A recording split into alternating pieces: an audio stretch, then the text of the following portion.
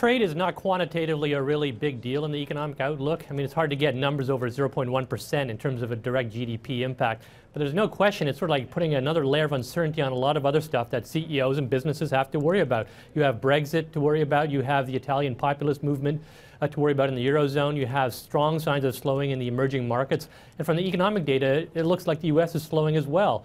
So you layer on top of that all the uncertainty about what's happening in this very important trade relationship, and it's really just, you can't really blame the median CEO from saying not a bad time to pull back and not take a lot of risk. Greg, you think the U.S. economy is slowing? What evidence would you point to for that? How serious a slowing are we talking about? Until this morning, I would have said it was mostly in the secondary data, like jobless claims. Some of the housing numbers were weak, a few other things. But the employment report today really gave me pause. I mean, it wasn't just a disappointment.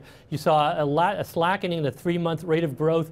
A lot of the internal details, like the average work week, hourly earnings, it was across the board kind of a disappointment. I would say right now that it is more consistent with the economy slowing to a more sustainable 2% pace from what was kind of a sugar high in the middle of the year, rather than a recession. But, looking the way these markets are trading, not just the Dow, but the fact that the cyclicals like transports are getting so beat up so badly, the yield curve almost inverting, I'm getting kind of worried.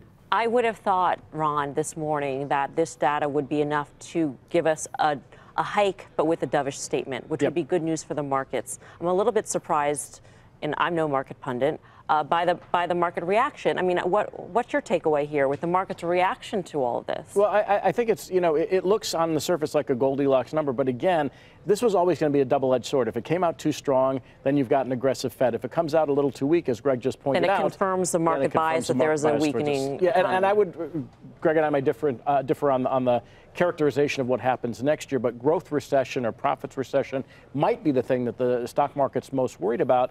From the trade perspective, I still think people are misjudging this, that this is a fundamental shift in national policy, both on the foreign policy front and the economic policy front. This is still Steve Bannon, Stephen Miller, This is confrontational. Peter Navarro. This is confrontational. Coming from the belief that China is an existential economic and military threat to the United States, Bannon's economic nationalism, which is being spread around the world, I think is having a profound impact on the way we should look at economies around the world. And I think that's why you're seeing more of a reaction to this. Again, it's not just the 1/10 of a percent of GDP that it knocks off. It's the larger geopolitical picture.